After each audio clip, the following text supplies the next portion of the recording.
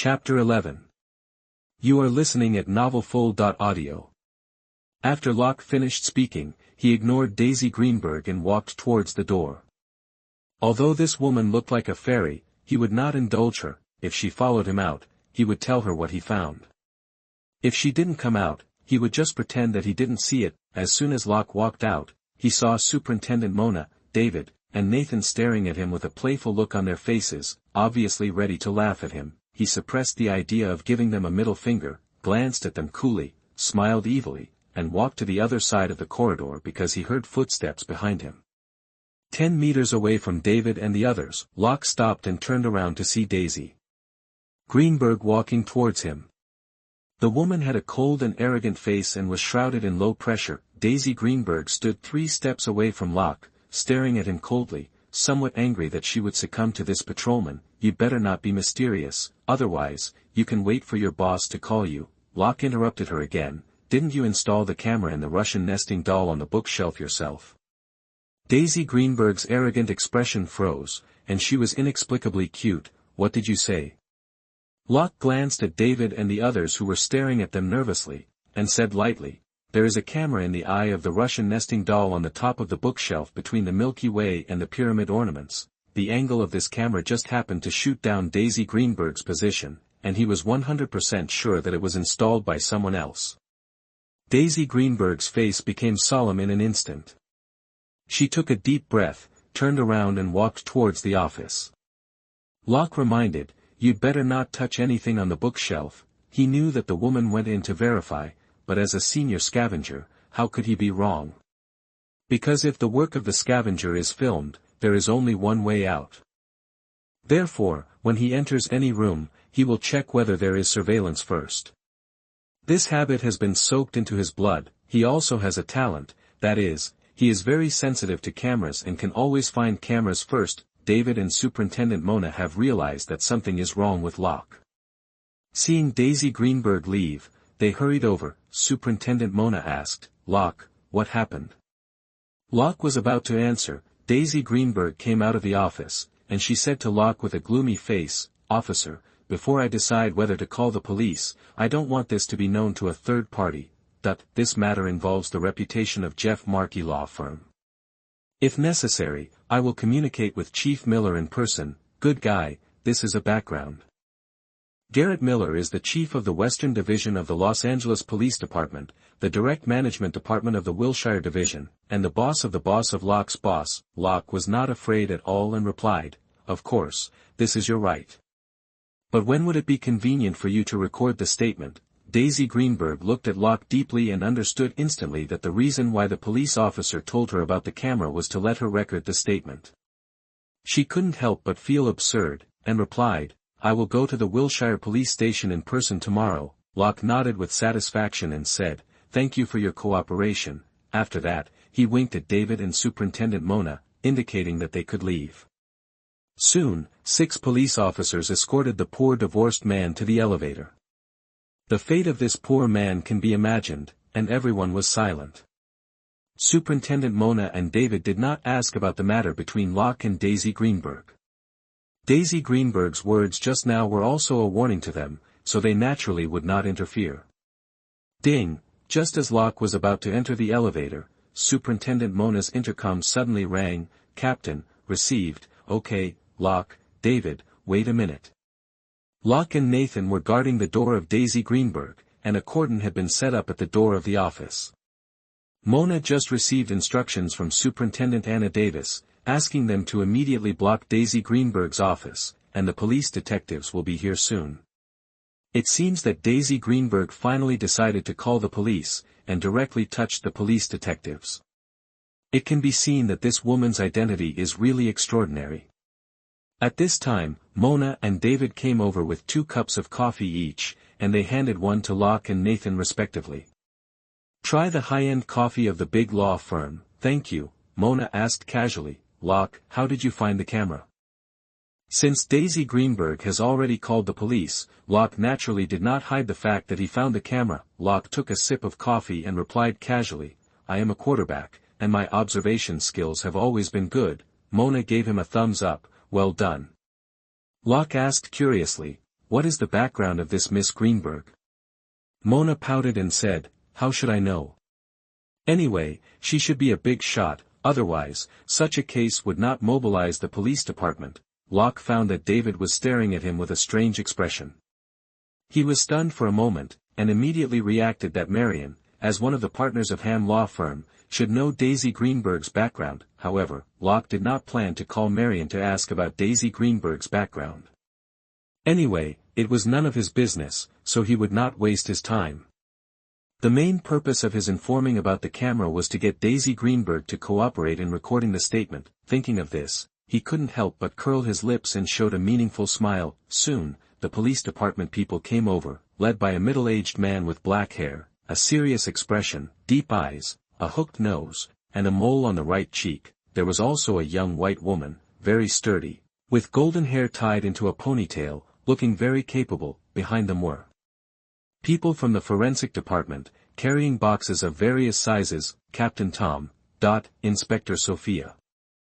Superintendent Mona saw that Tom Williams, the captain of the first team of the Robbery and Murder Division of the Detective Bureau, had come out in person, and her expression tightened, and she took the initiative to greet them. Captain Tom responded lightly, but his eyes swept over Locke and Nathan like a hawk. Are these two new rookies in your division?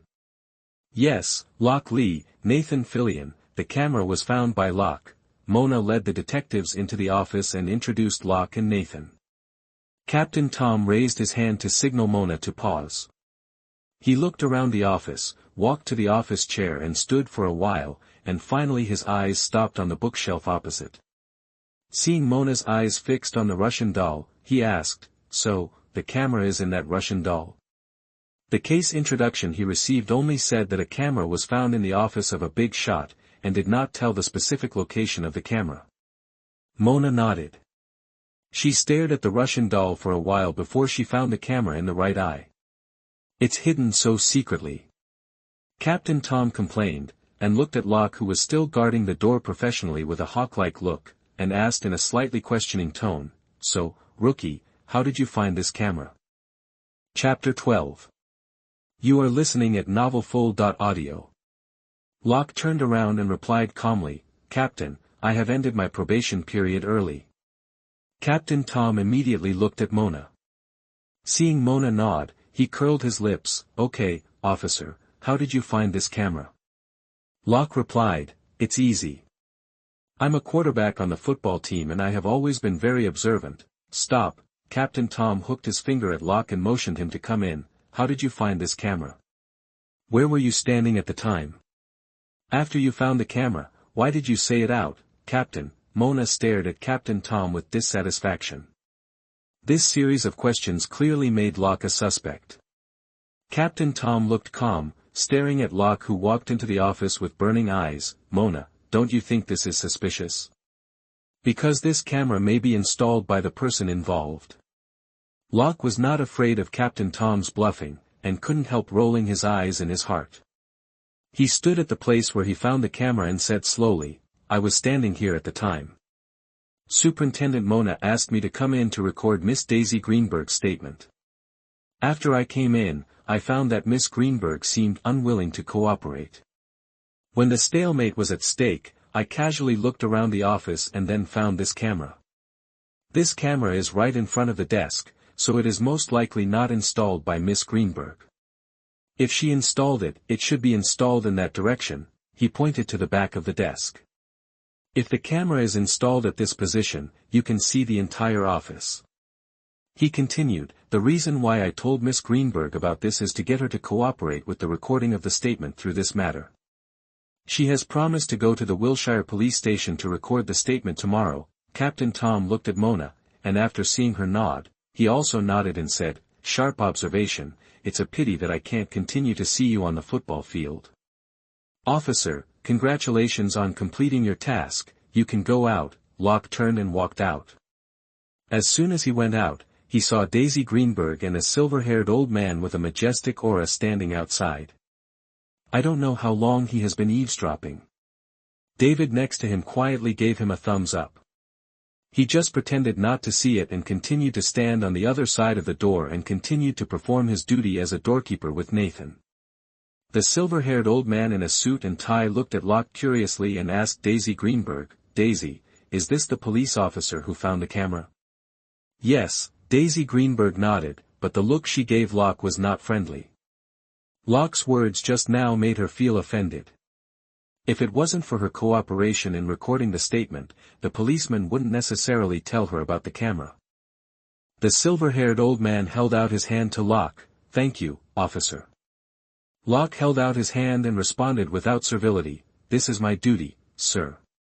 He had recognized the old man as Love Hogwarts, one of the founders of Jeff Markey law firm, and had met him several times when Marion took him to the cocktail party. Daisy Greenberg had a cold face and no expression on her face. She didn't look at Locke differently because he found the camera. Love Hogwarts took his hand back and looked at Locke carefully again.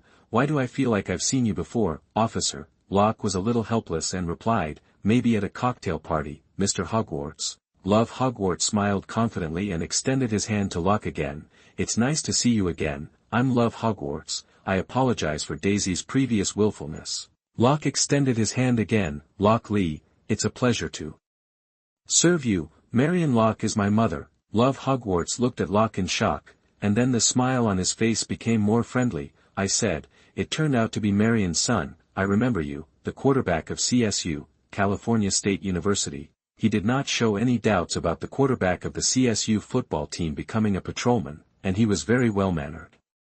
At this time, Captain Tom also came out. The captain of the detective department was no longer as nervous as before, and greeted him modestly, "Mr. Hogwarts." Lev Hogwarts responded, "Captain Tom, I have heard of your name as a detective for a long time. I am glad that you can come in person."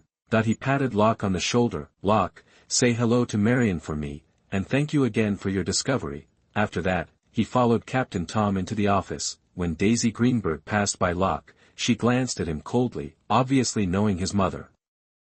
Locke looked straight ahead and pretended not to see it. Soon, the case began to be discussed in the office, which satisfied Locke. What surprised him even more was that the distinguished Miss Daisy Greenberg was still arrogant and indifferent to the questioning of the detective bureau. What surprised him even more was that the Russian nesting doll was actually given to Daisy Greenberg by Lev Hogwarts. However, after further inspection, this Russian nesting doll was not the one given by Lev Hogwarts. It had been replaced, and it was specially made and very well made.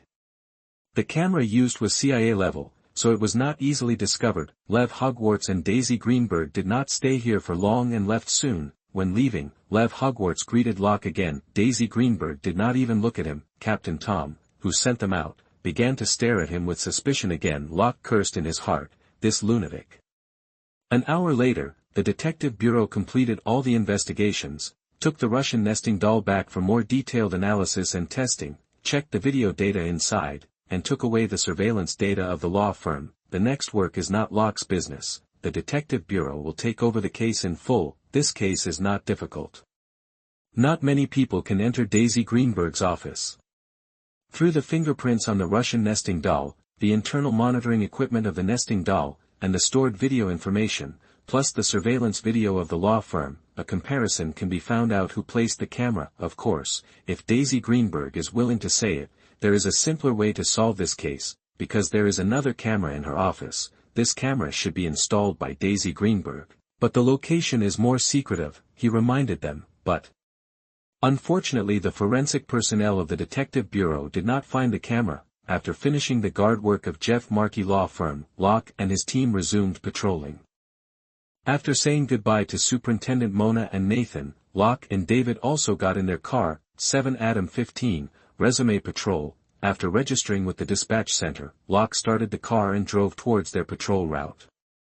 He turned his head and smiled at David. "Do you regret that Mona is so young and has become a superintendent, but you can only stand outside with me to guard the door?" David replied nonchalantly, "Boy, I regretted it 10 years ago. But don't waste your observation skills, maybe you can go to the detective bureau." He put on sunglasses and sighed, "To be honest, it's a waste for you to join the LAPD." Locke showed an embarrassed expression. "David, I'm not as good as you think." David gave a middle finger and said unhappily, "I mean your family background, knowing so many big people, it's a waste to work in the LAPD." Locke pouted and asked back, how do you know that I can't be a chief of police, cop/chief of police, in the future? David stared at Locke blankly, as if thinking about this possibility. He wanted to laugh at it, but then found that it didn't seem impossible. He shrugged, okay, the future COP, what do we eat for lunch, what do you suggest? Locke replied, how about Chinese food? David's eyes lit up, you treat. Locke glanced at him and felt that it was not worth it. American Chinese food was too expensive. Maybe, you can call Catherine. It's a pity that no one died today, otherwise, you can see Catherine, that if someone died, Catherine Murphy, a forensic doctor from the detective bureau, would most likely come to the scene. Fuck, you kid really have bad intentions towards Catherine. No, there is an idiom in China called, beauty is delicious, which means that when eating Chinese food, it is best to have a beautiful woman with you. Beautiful women and delicious food complement each other. This is a Chinese tradition. David wanted to curse bullshit, but seeing that Locke was serious, he was fooled. He hesitated for a moment and said coldly, I still prefer Mexican burritos. Protecting his daughter is better than the temptation of Chinese food. Chapter 13. You are listening at novelfull.audio. In the end, Locke and David went to the Mexican fast food restaurant to meet up with Nathan and the others, and ate burritos and barbecue together. In order to protect Catherine, David really treated Locke as a thief, but he didn't know that the more he did this, the more Locke liked to tease him with Catherine. In fact, Locke Lee had no interest in Catherine. After all, there were still few men who wanted to date a female coroner. On the contrary, he didn't have such taboos. After all, they were barely in the same industry. During the meal, everyone tacitly did not talk about the morning case, but talked about vacation plans. Los Angeles patrol officers have 3 12-hour shifts or 4 10-hour shifts per week, so there is a lot of leisure time. But everyone usually chooses 4 10-hour shifts. Unless there is a long vacation to take, they will choose 12 hours of work time. Nathan said he had to weed the house and repair the water pipes. This guy was a building contractor before joining the LAPD. He was rich and lived in a big house, which also meant high maintenance costs. So in order to save money, he did everything he could do by himself. Superintendent Mona said she wanted to have a good rest, and then do yoga, practice shooting, and study. David said he had made an appointment with his friends to go fishing. Cool. Nathan was envious and turned to Locke and asked, Locke, what are your plans? Do you want to come and help me? I can teach you how to maintain the house. Anyway, you will need it in the future. No. Locke refused categorically. This guy thought he was an idiot. Didn't he just want to fool a free laborer? You don't have a beautiful daughter. Because he is young, Locke's appetite is almost twice that of David and others. When others have finished eating, he is still eating. Locke stuffed the last piece of beef roll into his mouth and said vaguely, I'm also very busy. I have to repair the car, go on a date, and buy equipment. Cheap Dad transferred $20,000 to him yesterday to buy weapons and bulletproof vests, which made him feel the fatherly love like a mountain. Nathan's eyes were instantly full of gossip. Date? Who? The lady last night? Yes, Locke nodded, took another sip of orange juice, and felt much more comfortable. Jennifer Gray agreed with him this morning to take time out for a date on the weekend so that they could get to know each other better, but the time has not been set yet. David asked, when are you going to buy equipment? Can it be arranged on Sunday? I should be ashore by then. I can go with you. Of course. Locke looked at David with gratitude. With David, an old bird, accompanying him, he can definitely take fewer detours when buying equipment. The reason why David got involved, in addition to really wanting to help Locke, was because they were partners, and it would be best if their weapons could complement each other. Nathan felt a surge of bitterness in his heart. He had just envied Locke for being able to date a beautiful woman, and now he envied Locke for being able to choose his own equipment. Only formal LAPD members are eligible to equip themselves with weapons and equipment. A rookie like him who is in the internship period can only use the standard Glock 17 issued by the police station. Seeing Nathan staring at her eagerly, Superintendent Mona said seriously, if you can kill 2 drug dealers during your internship like Locke, I can also let you end your internship early. You still have a lot to learn. She lowered her voice. We both entered Miss Greenberg's office. Why can Locke find the camera, but you can't find anything? Locke looked at Nathan's old face full of bitterness and immediately sympathized with him. How embarrassing it is for a man in his 40s to be scolded by a woman who is less than 30. Starbucks. Locke came out with 2 cups of iced Americano. David lowered the window and took a cup. I'll treat you next time. Locke got in the car, took a deep sip of coffee, put it on the cup holder, started the car, and complained, I can't imagine that you have been doing this kind of work for 20 years. David was enjoying the aroma and coolness of the coffee. Hearing Locke's complaints, he laughed and said, boy, you can't stand it before you have worked for a full year. Then work hard, maybe you can apply to the detective bureau. Don't think that Tom Williams is making things difficult for you today, he is actually testing you. Locke immediately had a pair of deep eyes in his mind and asked, is Captain Tom famous? David nodded and said, of course, Tom Williams is the idol of many LAPD, the famous Los Angeles detective, and the consultant of the FBI. Mona's ideal is to enter the detective bureau, that he encouraged. If you can get the favor of Tom Williams, it will be much easier to enter the detective bureau. Locke did not comment. Whether to go to the detective bureau depends on the system. He has not figured it out yet, the reward rules of the system. He deliberately smiled and said, I went to the police station, and I had more opportunities to meet Catherine. David's expression froze instantly. Just when Locke thought he would curse again, he heard him say, if you can get into the police station, then I don't object to you dating Catherine. Locke looked at David speechlessly and gave him a middle finger directly. He was speechless. This bastard actually discriminated against his own profession. Code 234, Park Street, someone called and said her cat was lost. 7 Adam 15, copy. After Locke accepted this task, he drove towards Park Street according to the map. The reason why he began to feel tired of patrolmen was because there were too many trivial matters like this. Soon Locke and David arrived at the door of 34, Park Street. This is a 2-story villa. It looks good, but it's a bit old. David intended to train Locke, so he asked him to handle this case. Locke walked in front and knocked on the door. An old lady with orange peel and white hair came out. Although she looked very old, she was decent and elegant. Her clothes were also very exquisite, like the Queen of England. LAPD. He walked forward. Madam, did you call the police to report that your cat was lost? The old lady was dazzled by Locke's handsomeness and questioned, are you really LAPD, not a Hollywood star? As she said that, she looked around, thinking that she would find a camera. Finally, her eyes stopped on David, who was pot-bellied, and smacked her lips. What a pity, you should go to make a movie. Being admired by an old lady, Locke was a little embarrassed, but he still took notes from the old lady named Nancy in a businesslike manner, mainly asking about the characteristics of the cat and when it was lost. The Los Angeles Police Department would naturally not spend police force to find such a thing. Whether the cat of old lady Nancy can be found depends on whether someone calls the police to pick up the cat. Just as Locke was about to leave after recording the statement, he suddenly heard a cat's cry. He looked up and saw a white cat with amber eyes sitting under the eaves of the top floor looking down at them. Although Grandma Nancy was old, she had good ears. She also heard the cat's cry and hurried out to call the cat's name, but the cat still sat there arrogantly, unmoved. Locke was in a dilemma. If they hadn't seen the cat, they could have left. Now that they found the cat, did he have to go up to the roof to catch the cat? At this time, David said, call a ladder fire truck.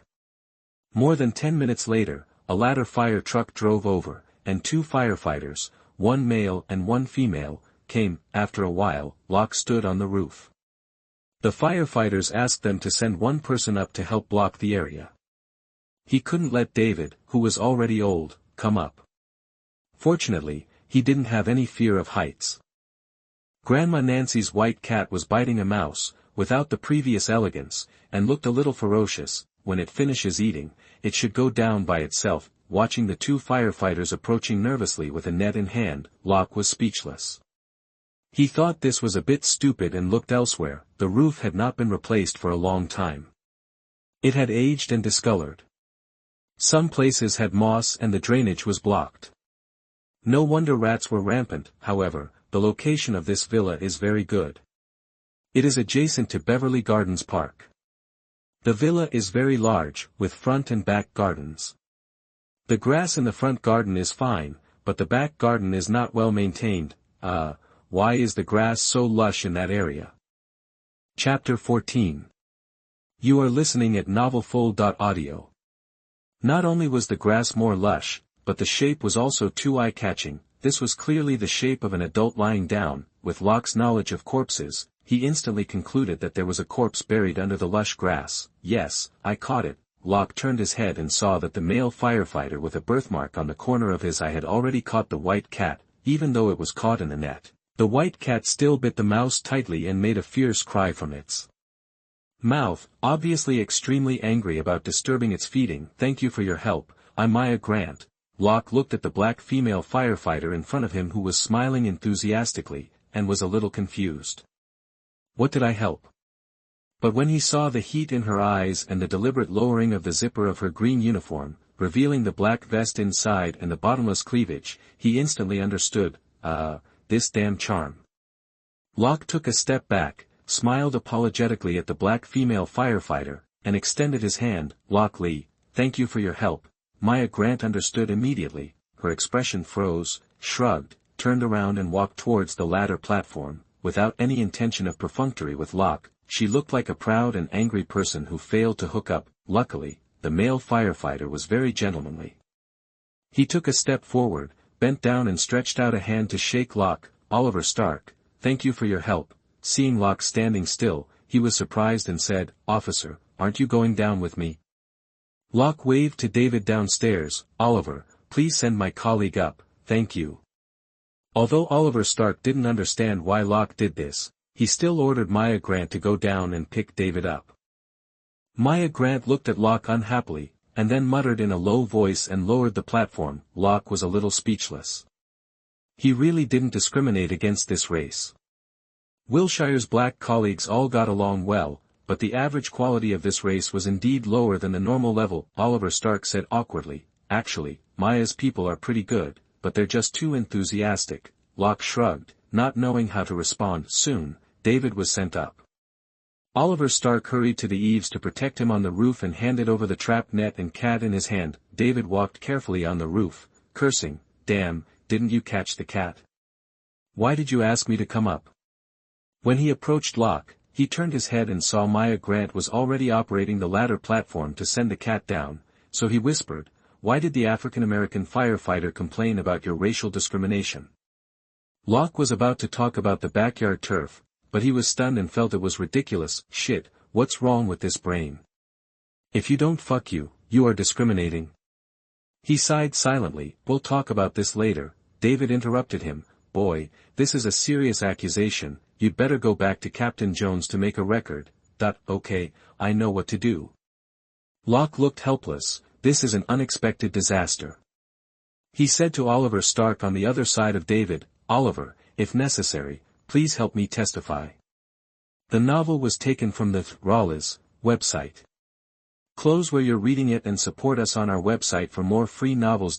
Oliver Stark had the urge to jump off the roof, it was so embarrassing, and hurriedly replied, okay, no problem, I will answer truthfully. Locke didn't want to dwell on this matter anymore, and without waiting for David to speak again, he pointed to the grass in the backyard. David, look there.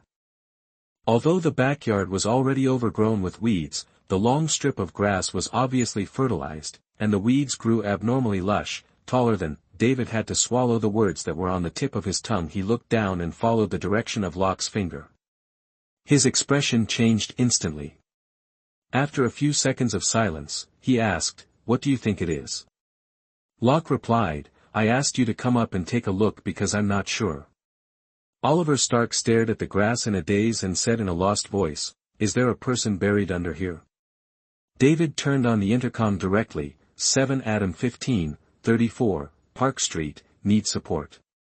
Half an hour later, Locke and Nathan were digging in the backyard with shovels.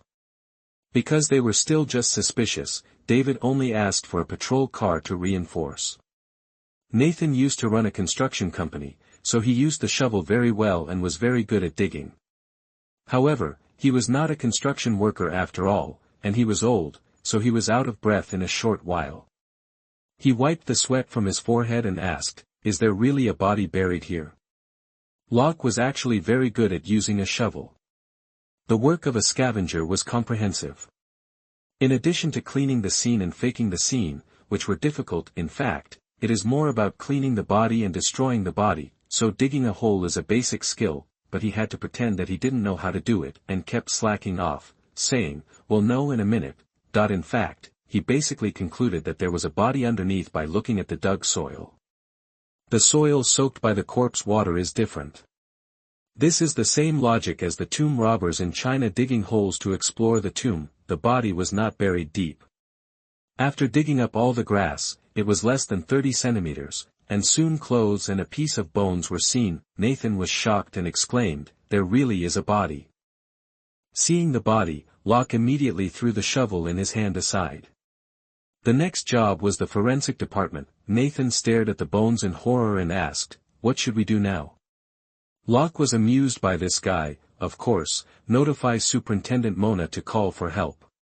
Soon, the detective team of the Wilshire Police Department took over the case, and the forensic department and forensic doctors also moved in.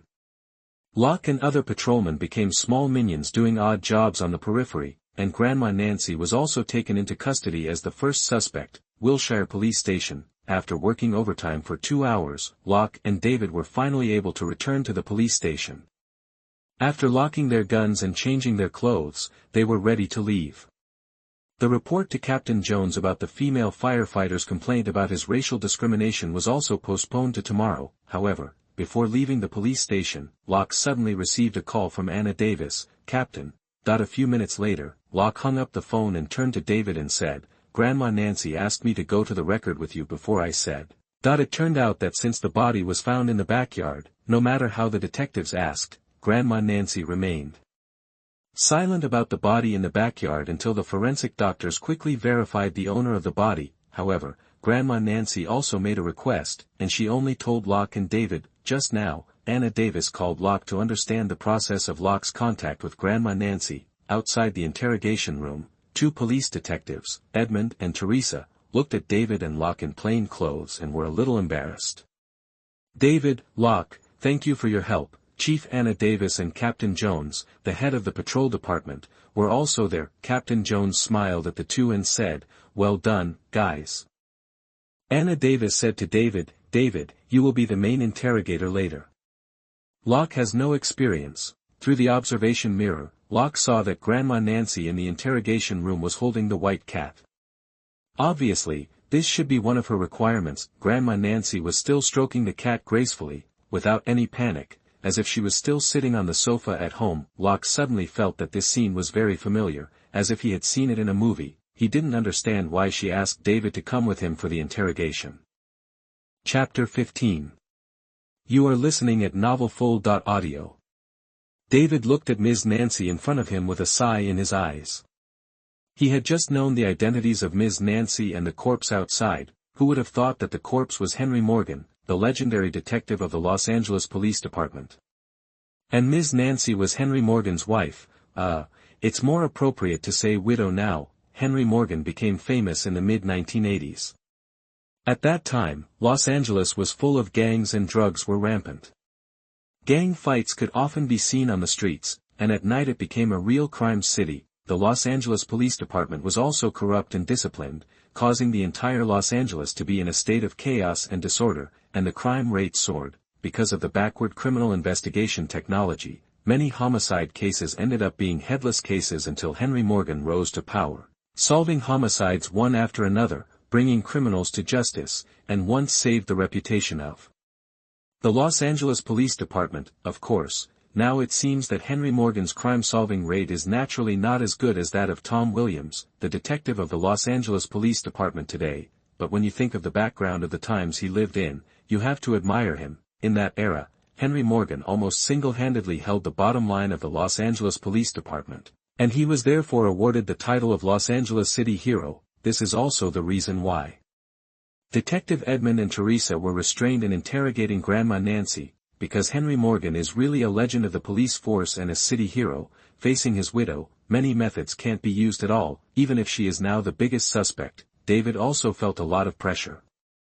He joined the LAPD to a large extent, and was inspired by Henry Morgan's heroic deeds. He considered the words and thought of a tactful entry point, and asked, "Mrs. Morgan, can you tell me how Henry died?"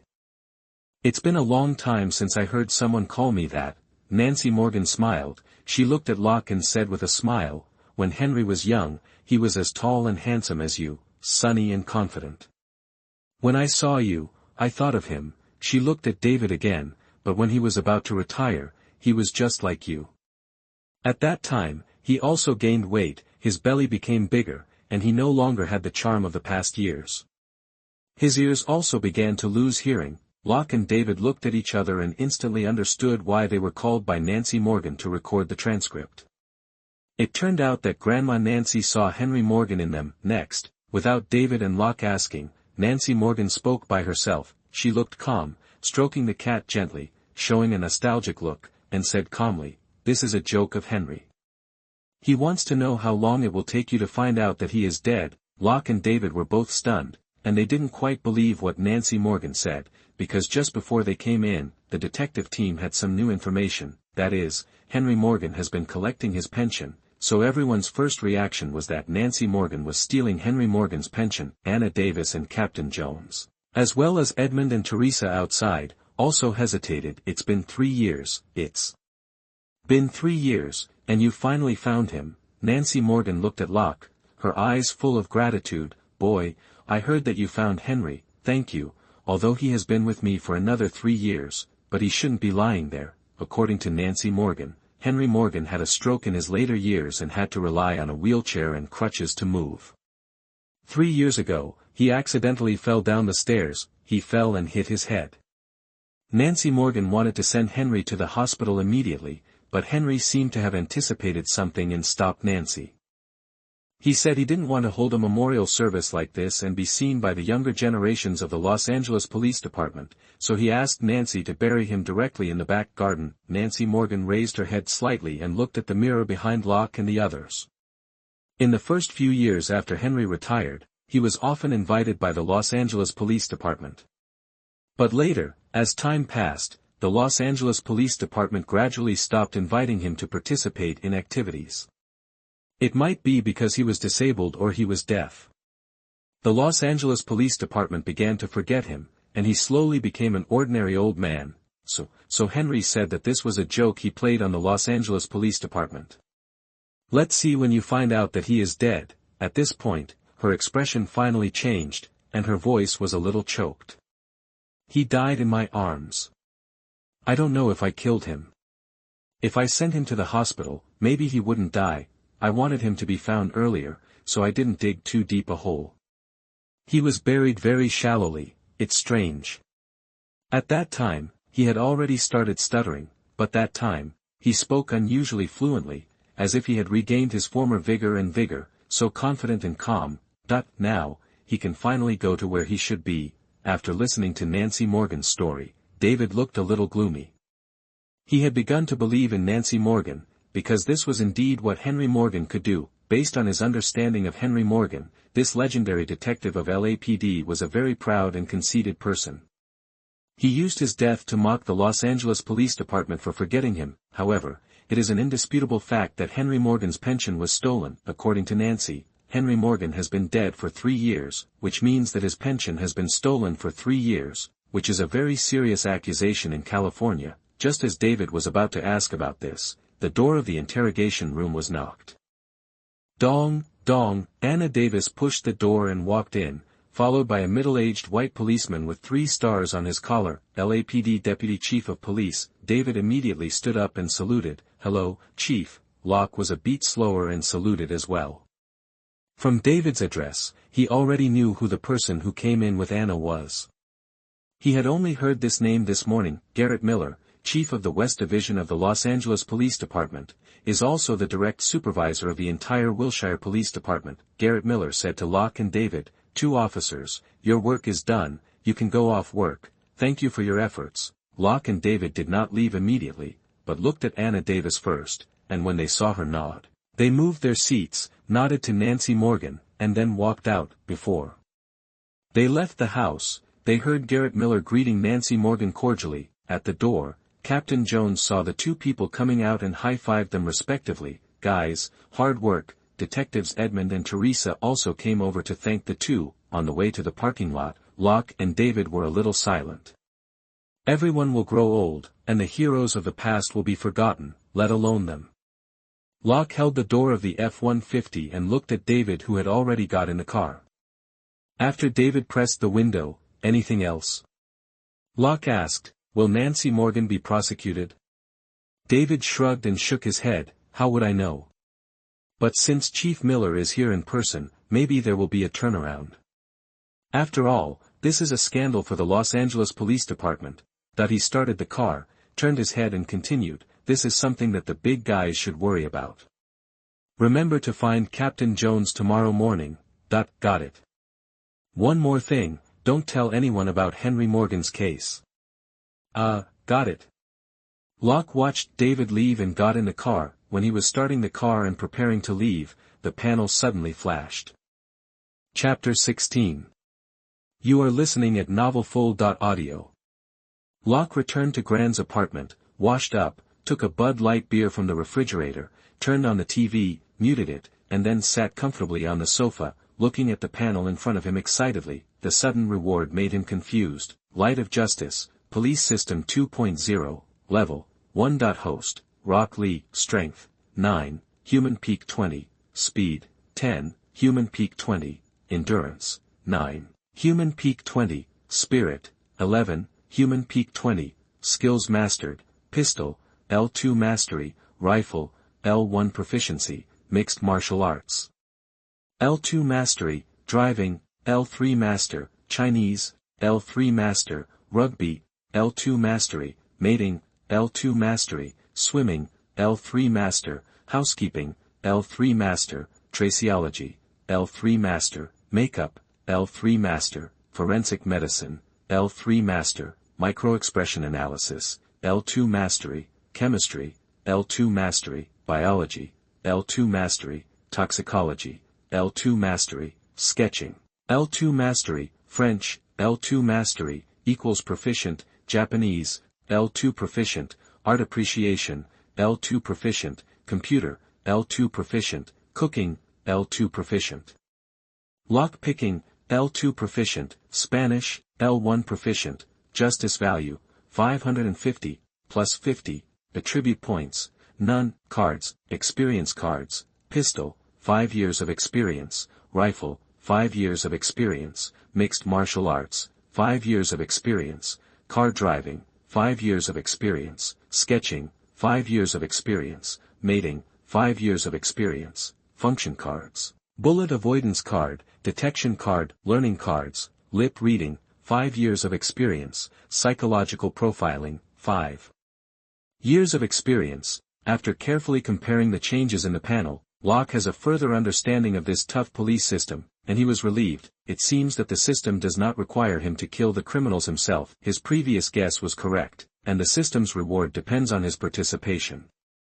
Now it seems that it should also be related to the difficulty of the case. The rewarded experience card should be related to the deceased.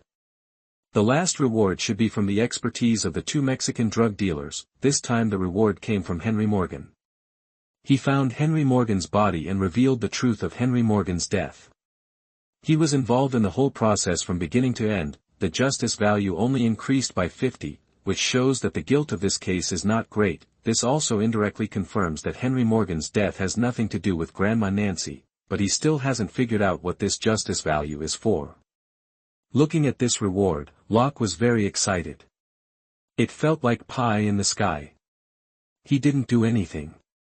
He even slacked off when digging the body, but he got so much experience. It must be said that Henry Morgan can become a legend of the Los Angeles Police Department and a city hero in Los Angeles. He is definitely not in vain. He is simply a pentagonal warrior. These rewarded experiences are simply tailor-made for him, filling his shortcomings as a policeman. It can be seen that Henry Morgan should also be a prodigal, otherwise he would not be rewarded with mating experience cards. Yes, he is as handsome and majestic as him, and he is also a legendary detective. It would be strange if he didn't attract many people. It is definitely a natural skill to be able to be used as an experience reward. No wonder Grandma Nancy is loyal to him until her death. I have to say that Grandma Nancy's eyes are really accurate. She actually found that he is very similar to Henry Morgan. What is this detection card for? It is not as easy to understand as the previous bullet avoidance card, detection or something. It seems that I have to continue studying it. It's a pity that there is no reward attribute this time. Locke guessed that the attribute reward may be related to the difficulty of the case. With the experience of learning Spanish last time, he decided to buy 2 related books tomorrow to use up the 2 learning cards. More skills are better. With further research on the system, Locke finished the beer in his hand. He had an idea, and the experience cards were automatically stacked and upgraded, and the panel changed immediately. The pistol, L2 Mastery, then became L3 Master. It seems that it only takes 5 years of experience to go from L2 Mastery to L3 Master. Rifle, L1 Proficiency, became L2 Mastery. Mixed Martial Arts, L2 Mastery, became L3 Master. Driving, L3 Master, is still L3 Master, and it hasn't been upgraded yet. Locke was a little surprised. Including the last time, he has accumulated 10 years of experience. L3 Master is 15 years of experience. 25 years. It's not enough to upgrade. Does it take 30 years? Locke confirmed his guess after a little thought. The first 3 levels were upgraded every 5 years. When it came to the Master level, the difficulty doubled. After all, many people could only reach the Master level in their entire lives. He couldn't help but yearn for the realm after the Master. Sketching, L2 Mastery. Sketching, L3 Master. Mating, L2 Mastery. Mating, L3 Master. Looking at the upgraded panel, Locke's confidence soared, and he was more confident in solving the hidden danger of the Menotti organization. Locke's mind flashed with the newly added experience, and countless pictures flashed in his mind, and finally connected with his memory, without any sense of unfamiliarity. These experiences were the same as what he had experienced personally. He instantly had a new understanding of firearms, driving, fighting, sketching, and copulation, as if he had been reborn. This system is really amazing. Locke couldn't help but feel excited and had a clearer plan for the future. David was right. The detective bureau would be a good choice for him. After Locke calmed down, he was ready to go out for some activities. He needed to buy some disguise tools to prepare for the next action. He put on a hoodie and disguised himself. Just as he was about to go out, his cell phone rang. Downstairs of Grand apartment, a black Ford Explorer was parked on the side of the road. Sophia Gaia, who was in the driver's seat, looked at Tom Williams, who was in the co-pilot's seat, speechlessly. The other party was using a tablet to check Locke Lee's background information, including his resume from childhood to adulthood, his family, friends, and everything related to Locke. Sophia said speechlessly, "Captain, shouldn't we go deal with the voyeurism case at Jeff Markey Law Firm now?" Captain Tom didn't even raise his head. "Don't worry, this case can be solved by a fool. Dean and the others can handle it. The case can be closed tomorrow." Is this saying that Dean and the others are fools? Sophia exhaled and asked in confusion, "Captain, since you have set your sights on Locke Lee, you can contact him openly. Why do you have to follow him secretly?" Captain Tom was reading the psychological report after the last drug dealer was shot and replied, "People have many sides. In the dark, we often see more real things." Sophia glanced at the room where Locke was, showing a thoughtful look. Suddenly, her expression changed and asked, "Do you follow every team member you set your sights on like this?" Captain Tom looked up and nodded, "Yes, only when I fully understand the team members can I, fuck, you pervert." Sophia was instantly angry, but seeing Tom Williams had no shame on his face. He knew that his anger was in vain, so he asked, "If Locke Lee doesn't come downstairs, then we have waited for a whole night in vain."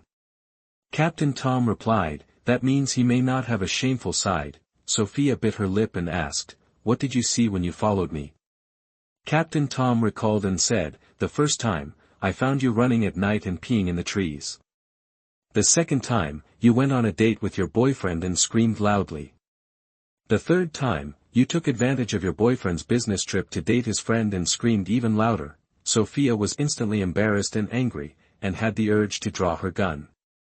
At this time, the tablet in Captain Tom's hand rang, and Locke Lee's information was updated. He clicked it and took a look, then handed the tablet to Sophia. "What do you think of when you see this piece of grass?" Sophia took the tablet expressionlessly and said coldly, "There is a 70% probability that there is a body underneath." After she finished reading all the information, she curled her lips and said, "A normal person can find the abnormality of this piece of grass. He is just lucky." Luck is also part of strength. Captain Tom's expression became a little sad, and he smiled at Sophia. "Sophia, you forgot it too." Sophia asked in astonishment, "What did you forget?" Captain Tom pointed to the tablet. "The one under the grass is Henry Morgan." "Henry Morgan?" Sophia's eyes widened, and she didn't react for a moment, but then her face was full of shock. Chapter 17. You are listening at novelfull.audio. Hi, Marion.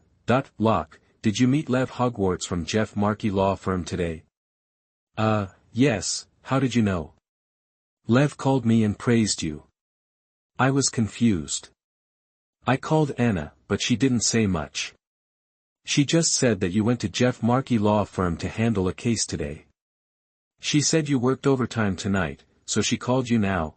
Sorry, Marion, I embarrassed you. Stop, Locke, you didn't do anything wrong, and I don't think it's shameful for you to be a policeman. You will always be my pride, and Anna said you did a good job. I hope you can get over the last incident quickly. I'm tired of you saying sorry to me. Locke looked a little embarrassed.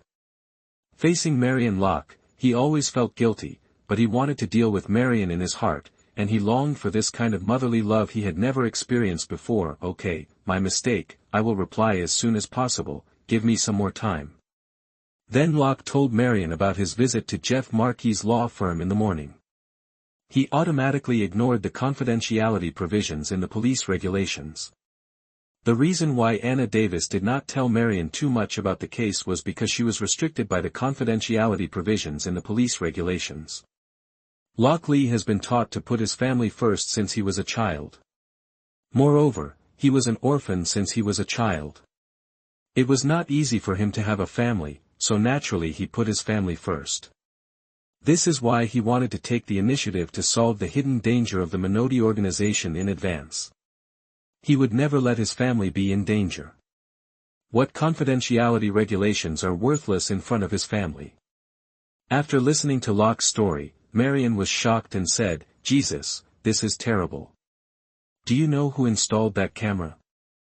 Locke stood on the balcony, frowning and staring at the black SUV on the roadside downstairs, shaking his head and saying, "I don't know, I'm just a small patrolman."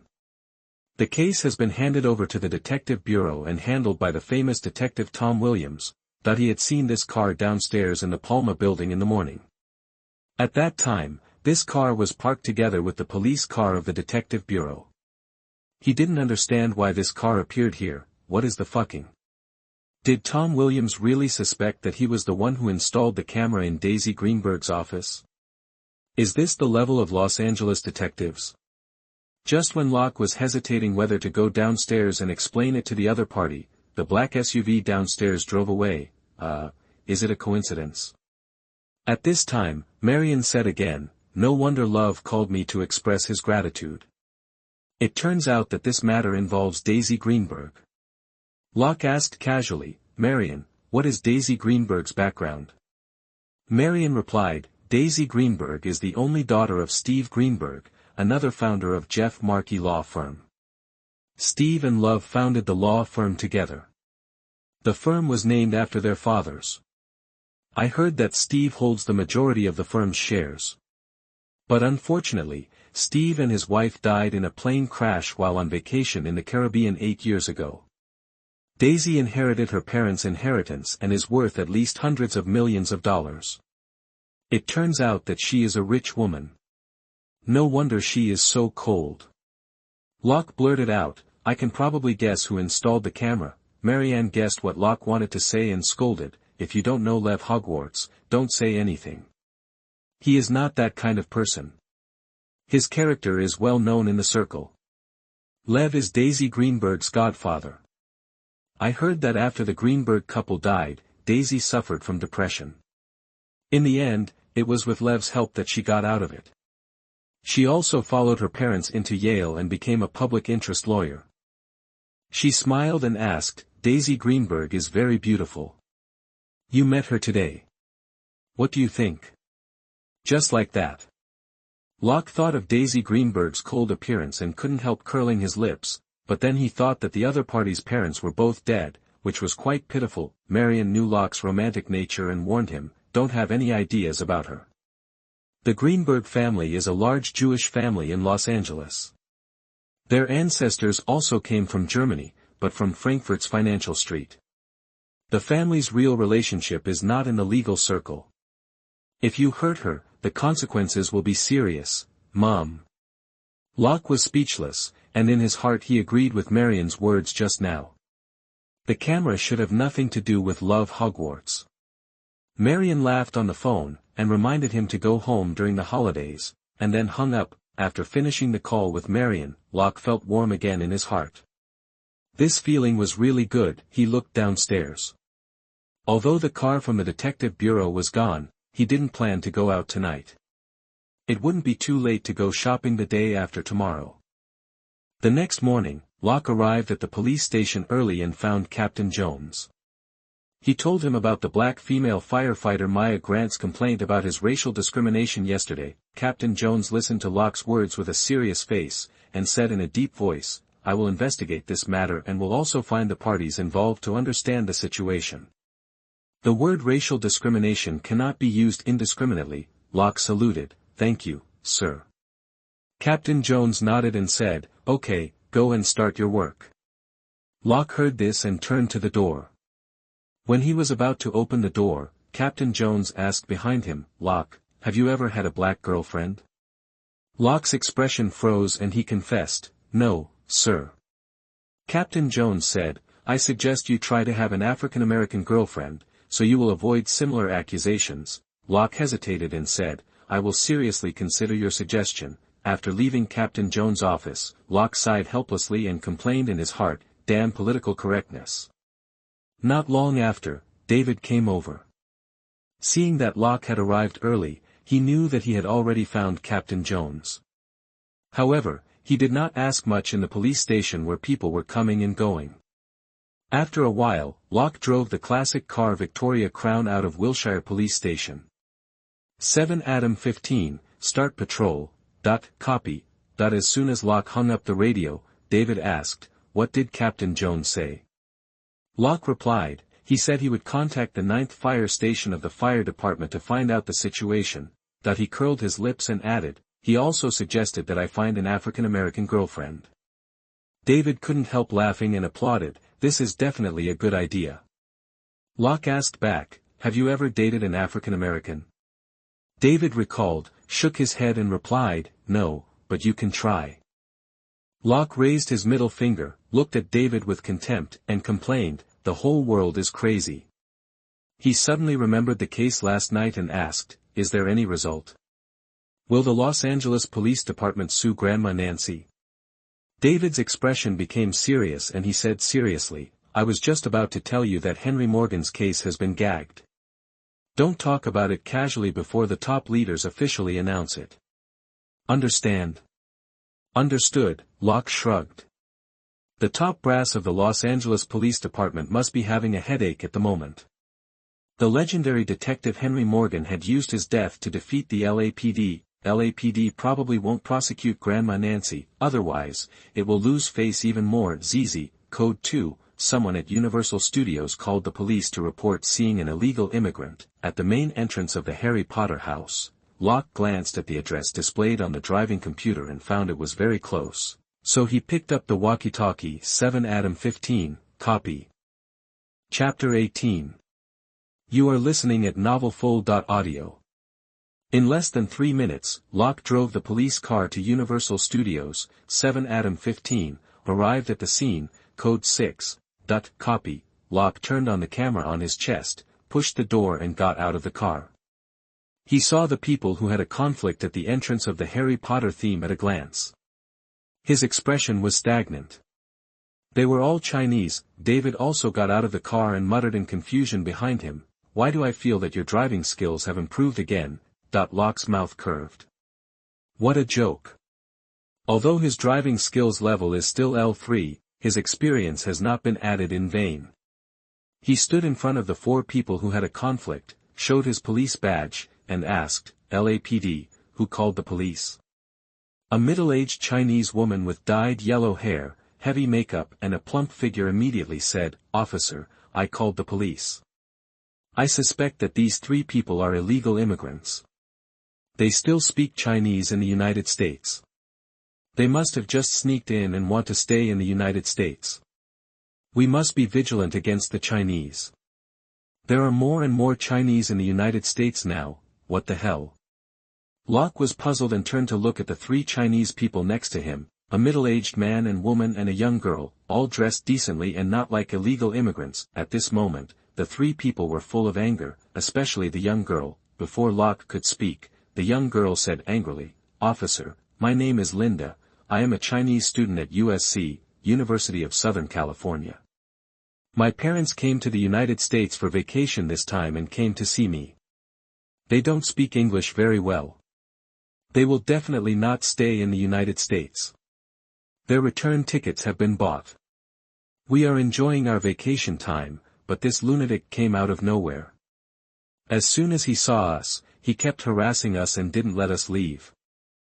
While the girl was talking, the yellow-haired and heavily made-up Chinese next to him was still chattering and attacking the 3 people. Locke had to speak out, Madam, please keep quiet.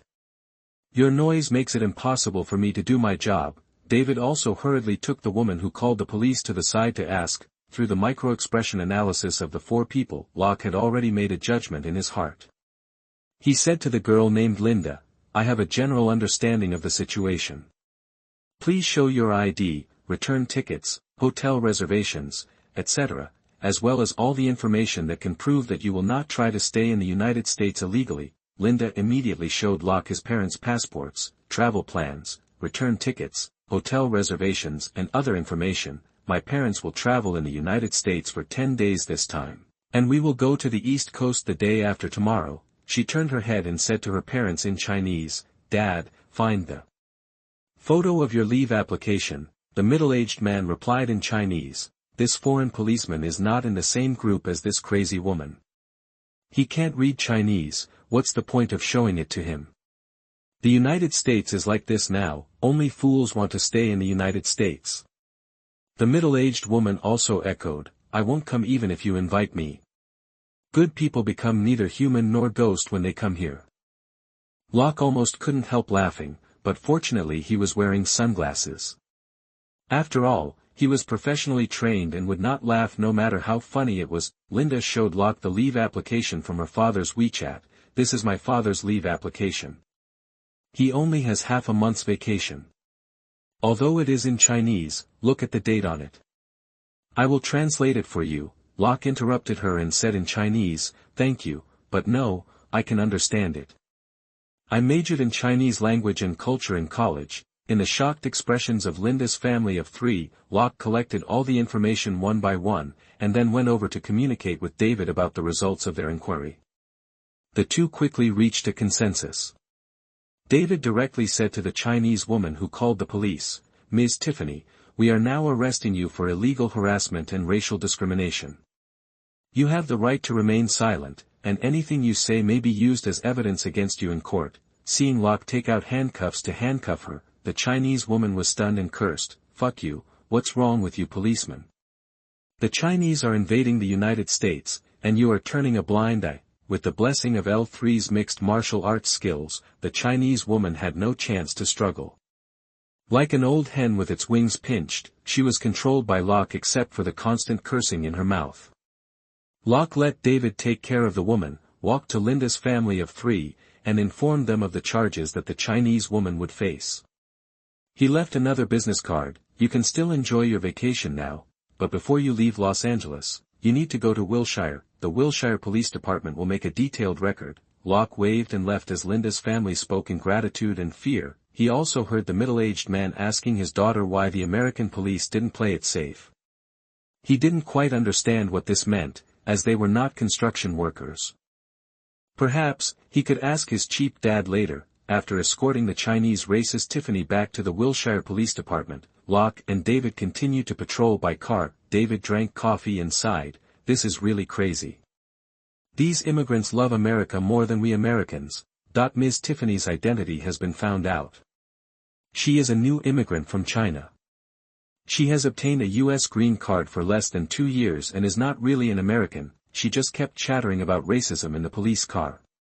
From her remarks, it can be seen that she is a staunch white supremacist.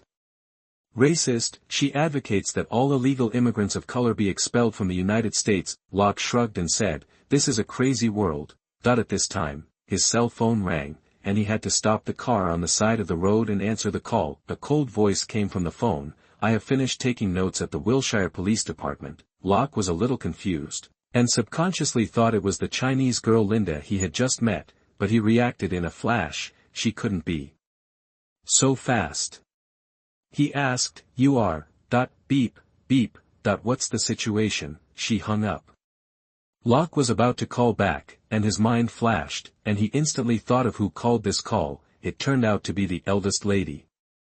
He curled his lips and put the phone away, but he called to inform her that she had fulfilled her promise, which showed that the other party's cultivation was not too bad. David asked curiously, "Whose call?" "Daisy Greenberg." Locke continued on the road and asked casually, "What happened to the poor man who attacked Daisy Greenberg yesterday?" "Let me ask." David called and asked, and the reply was, "Ms. Greenberg did not sue him, but only applied for a restraining order." Locke sighed, "Merciful lady." At noon, Locke, David, Mona, and Nathan had dinner together again. This time they did not eat Mexican fast food, but Chinese food. The famous American Panda Express. Locke ordered General Tso's chicken. Although he knew that this dish was no longer authentic Chinese food, he still liked the sweet and sour taste. The four shared the strange cases they encountered in the morning. Mona and Nathan also encountered a strange case. A tall and strong man actually called the police and said he was abused. "Do you know? He looks 1.9 meters tall and 120 kilograms, but his wife is only 1.6 meters tall and less than 50 kg. Nathan couldn't help laughing. "Superintendent Mona and I thought his wife was abused at first." Superintendent Mona was speechless. "There is no sign of domestic violence on him. We can only treat it as a Code 12 false alarm." After eating his tangerine peel chicken, Nathan looked satisfied. "I hope nothing happens in the afternoon, so we can enjoy our vacation peacefully." Seeing that Locke, David, and Mona were staring at him with unchanging expressions, he immediately realized that he had said something wrong. Sorry, I'll treat you." Chapter 19. You are listening at novelfull.audio. Not long after Locke started patrolling in the afternoon, he received a call from a Chinese girl Linda, saying that she was going to the Wilshire police station to take a statement. Locke told them to just go there, and a police officer would record their statements, and the police station would also provide Chinese translation for his parents. Linda was a little disappointed to hear that Locke was not at the police station. He reminded again, "In fact, you don't need to disrupt your travel plans today because of this matter. Just supplement this record before you leave Los Angeles." Linda explained, "My parents are no longer in the mood to continue traveling. We Chinese have something on our minds, so we must give it to them first." Locke couldn't understand this idea at all. "Americans would never let any accidents interrupt their travel plans," Linda said again. "Officer Locke, my family and I are very grateful for your help today. I just did what I should do. This is my duty." After hanging up the phone, Locke shrugged. The Chinese people's thinking is indeed different from that of Americans. No wonder there are so many differences between Li Bo and Marion. After he was taken away from China in his previous life, he had never lived in China except for going back to pay homage to his parents a few times. Seeing David looking over, Locke said speechlessly, "The Chinese family in the morning actually cancelled their afternoon schedule and will go to Wilshire to record their statements." David also showed an unbelievable expression and complained, "Chinese people are like this, hard-working, law-abiding, and as docile as sheep. They are the best citizens, and the White House loves them to death." Locke wanted to complain a little, but he couldn't say it when he got to his lips. Instead, he called the Wilshire Police Department and reported that Linda's family was going to record their statements. David asked again, "What gun are you going to buy?" Locke complained, "Except for G18, there seems to be no other choice, but I plan to buy an M9 as a backup gun." David said disdainfully, "Boy, after you buy M9, you will find that you don't like it so much, it's heavy and big. It's better to buy G19 as a backup gun, which is smaller, lighter and easier to carry." Locke followed suit and nodded, "Okay, then buy another G19, shit, damn rich second generation." David gave Locke a middle finger and asked again, "What about the rifle, AR-15 or M4? You are not short of money, then M4. The AR-15 series can get a good configuration for $1,000, because the bare gun only costs a few $100, and the M4 needs about $2,500 to be equipped well." Locke said with a guilty conscience, "I want to buy 416 Hong Kong dollars, do you have any way? I don't want the castrated version of MR223 and MR556. David was speechless, embarrassed that he underestimated Locke's financial resources, and could only continue to raise his middle finger to save face. The 416 Hong Kong dollars automatic rifle is the main sidearm of the US military.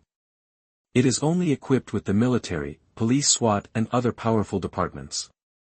It is rarely circulated in the market, and the price starts at least $10,000. The civilian market only has the castrated version of 416 Hong Kong dollars, the standard version of MR223 and the heavy barrel version of MR556, and the price is about $4,000 to $5,000. David was silent for a while, and replied in a muffled voice, "I'll call and ask for you later." Locke was about to thank him when the radio suddenly rang, code 99, a police officer was shot. The suspect is driving a white Honda CR-V with a license plate number of 8QKL686 and is currently fleeing to Robinson Avenue. The suspect is holding a pistol. Code 99 is the emergency code of the Los Angeles Police Department. This code means that the Los Angeles Police Department will enter an emergency response. Locke and David's faces changed instantly, and they immediately thought of Nathan's bad words at noon. David cursed directly, damn Nathan. He immediately took over the hand radio. 7 Adam 15, copy, we are on Lincoln Avenue and will merge into Robinson Avenue. Locke also turned on the police lights and sirens immediately, stepped on the accelerator to the bottom, and accelerated towards Robinson Avenue. David instantly felt the push on his back, and hurriedly grabbed the handrail above his head, looking at Locke nervously, and reminded, "Boy, be careful. I don't want to get into a car accident." Locke was concentrating on observing the road conditions and also reminded, "Turn on the public channel." 7 Adam 23, we have seen the suspect's vehicle. The suspect turned right and drove into Whitney Street. 7 Adam 4, we saw the suspect's vehicle. Request Traffic Division CVPI, police car with anti-collision beam, support. Locke listened to the information on the public channel while correcting the route. With his superb driving skills, the Victoria Crown ran at high speed and they soon joined the chasing convoy. David reported the situation with a pale face. 7 Adam 15, we saw the suspect's vehicle. After the report, he cursed at Locke, "Fuck, kid, you should go to traffic division, not the patrol team. Damn." A police car in front suddenly braked. Fortunately, Locke was quick-witted and slammed the steering wheel at the moment of braking, and then stepped on the accelerator to the bottom at the same time, drifting the car directly to the right lane. Bang! The police car behind didn't have Locke's skills, so it crashed into the car. Locke observed for a while and saw that the collision was not a big problem. A police car had already stopped behind him, so he continued to chase the suspect's car. Whitney Street, a police car crashed. Please arrange an ambulance. David reported the accident immediately, put down the walkie-talkie, and complained to Locke, "Boy, next time you use that trick, tell me in advance. I almost vomited just now. Sorry, next time I will tell you in advance." Locke stared at the 8QKL686 in front of him and wanted to hit it with his foot, but he had to slow down. Now their car has become the leading car. They can either overtake and let the Honda car chase him, or continue to bite the suspect's car, and there are 4 more police cars behind them. They have the advantage and don't need to take risks. More importantly, their car is not traffic. Division: without anti-collision beams, according to the police force regulations, it is not allowed to collide with the suspect's vehicle. 5 police cars followed the suspect's car all the way. Soon, at an intersection, police cars from other directions also drove in, and soon blocked the suspect's vehicle in the middle of the road. More than 10 police cars surrounded the Honda CR-V in the middle, and all the doors were opened. Locke and David also got out of the car immediately, took out their guns, stood behind the car door, pointed the guns at the CR-V that was forced to stop, and started shouting. "Step out the car! Drop your gun! Show me your hands! Open the door and walk out. Drop the gun. Let me see your hands." Chapter 20. You are listening at novelfull.audio. Listening to David and his shouts, which were getting louder and louder, Locke was speechless.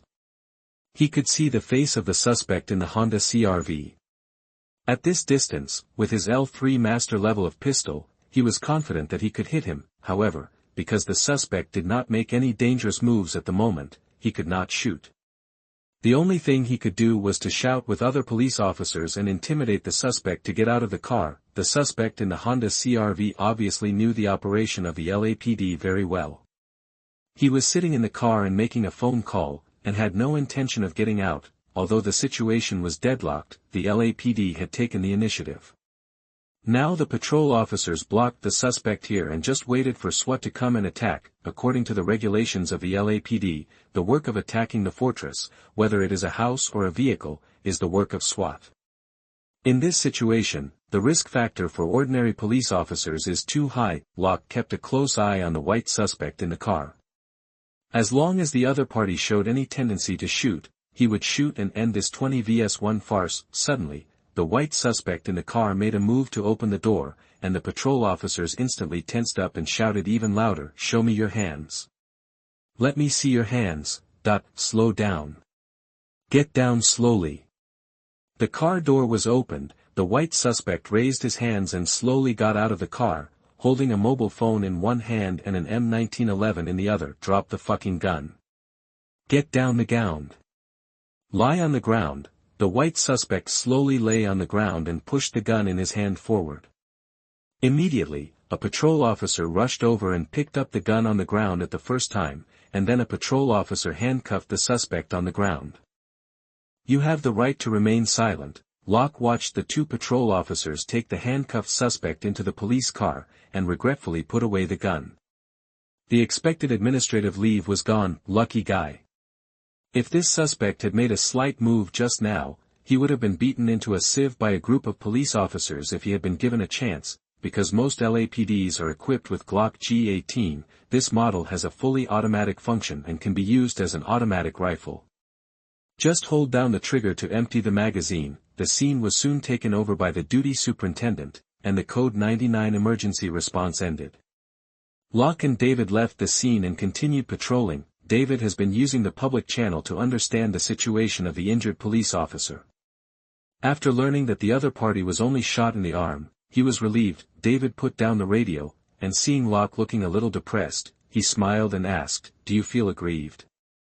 Locke shrugged and confessed, "A little." David said seriously, "As long as you shoot, there will be risks. Either the suspect will be injured or killed, or the police officer." Locke also realized that there was something wrong with his mentality. He was a little kidnapped by the system. He always wanted to get rewards from dead people. He breathed a sigh of relief and nodded, "You're right." David continued, "In fact, this is the norm. The last time we encountered a gunfight with drug dealers was an accident. The probability of LAPD encountering shooting on the streets is very small. Once it really happens, they usually use the number of people to fight against the minority. When pointed at by more than a dozen guns, normal people will surrender except black people. If there is a big operation or a breakthrough mission, SWAT will be dispatched directly, and ordinary police officers from the branch will be responsible for the cleanup. So, American police are not as dangerous as imagined, because they are all very cowardly. In addition, American police have a regulation that is criticized by the whole world. That is, as long as the police judge that the suspect may hurt themselves, they can shoot first. More than 1,000 people die from police guns in the United States every year. David stretched his body and asked, I didn't seem to see Mona and Nathan just now. We should let Nathan buy us coffee. This crow's mouth. Locke thought about it and realized that he really didn't see their patrol car. Otherwise, Superintendent Mona would have stepped out to take over the scene. David picked up the walkie-talkie and was about to call, but just as he was about to speak, the radio rang again.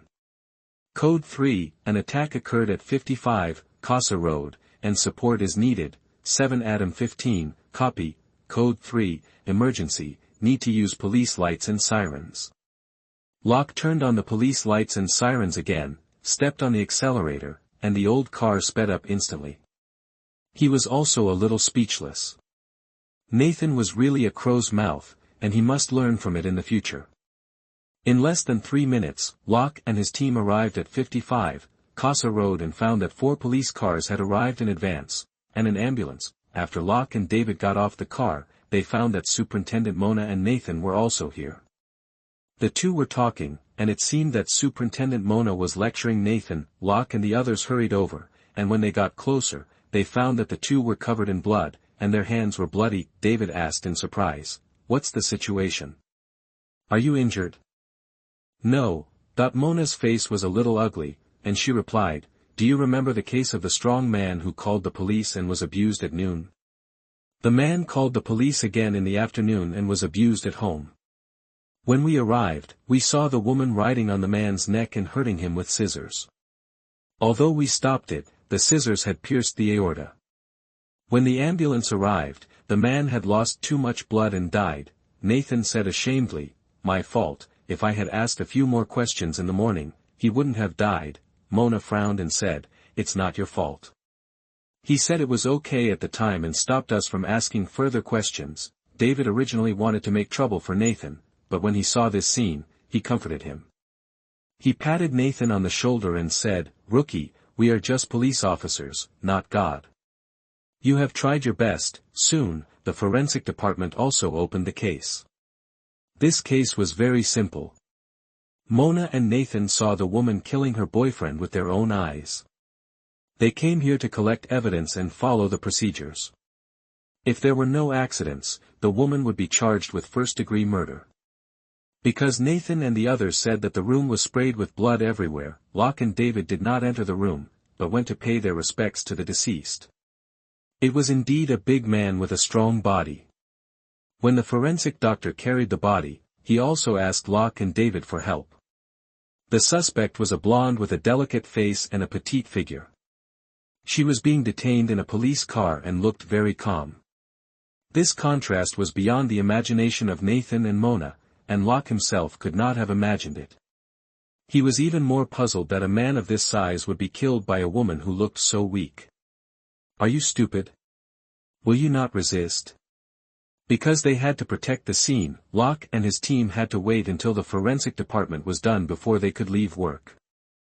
So they worked overtime until 6 o'clock to finish today's work. Nathan regained his composure at this time, realizing that the series of events in the afternoon might be related to his bad mouth at noon, so he sincerely invited everyone to go to the Sky Bar for a drink, but Locke and David both refused. Only Mona agreed. After parting with everyone in the parking lot, Locke drove the F-150 and did not return to Grant apartment or his home in Beverly Hills. Instead, he drove in the opposite direction, preparing to go to the Chinese area in the eastern part of the San Gabriel Valley.